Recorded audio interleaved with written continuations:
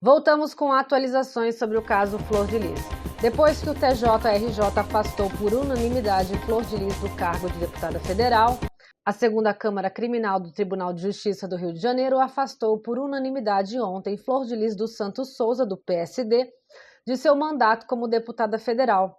O Conselho de Ética da Câmara dos Deputados também instaurou nesta terça-feira o processo disciplinar que pode levar à cassação da deputada federal Flor de Lis.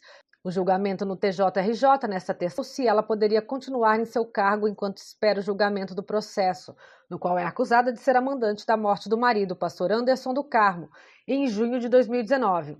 O relator do processo, o desembargador Celso Ferreira Filho, votou a favor do afastamento da parlamentar. Ele destacou o fato de a condição da parlamentar possibilitar a deputada uma situação privilegiada em relação aos demais réus em relação à construção de sua defesa no processo.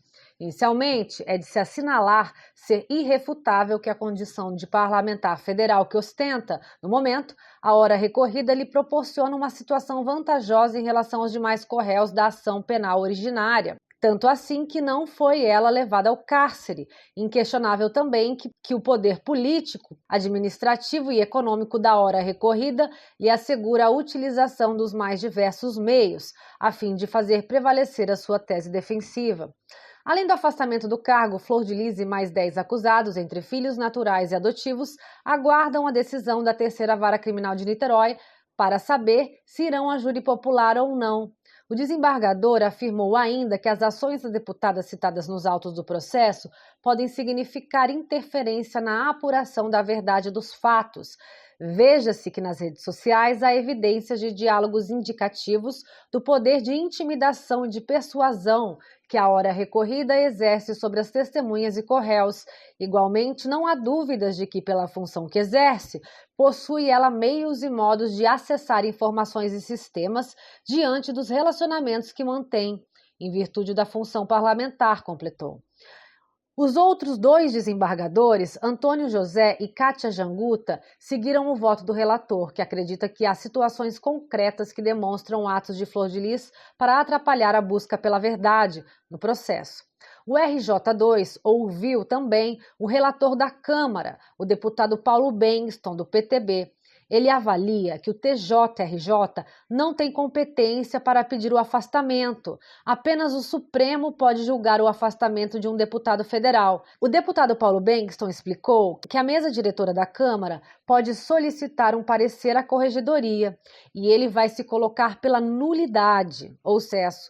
A mesa diretora da Câmara em Brasília ainda não recebeu a notificação do TJ e, por enquanto, não vai se pronunciar. A Câmara dos Deputados analisa a decisão. A decisão do TJRJ vale por 1 ano ou até o término da instrução criminal do caso Anderson do Carmo, tal qual no caso do deputado Daniel Silveira, deverá ser encaminhada em até 24 horas para a Câmara dos Deputados, para que o Pleno decida se mantém ou não o afastamento determinado pelos desembargadores, conforme prevê a Constituição.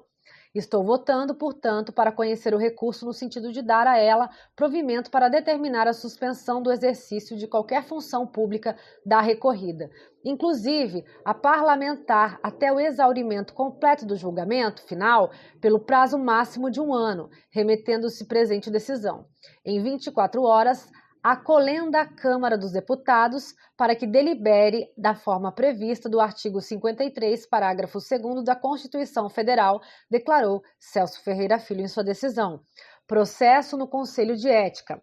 Após a instauração do processo no Conselho de Ética, foi feito o sorteio de uma lista tríplice entre os integrantes do colegiado para definir um relator para o caso. Foram sorteados Alexandre Leite, do DEM de São Paulo, Fábio Chochette, do PSL de Santa Catarina, e Gilson Marques, do Novo de Santa Catarina.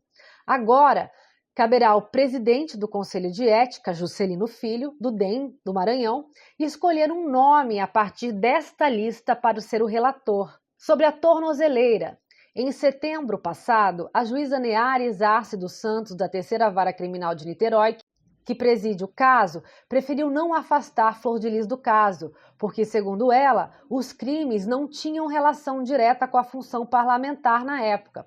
Por isso, os promotores recorreram.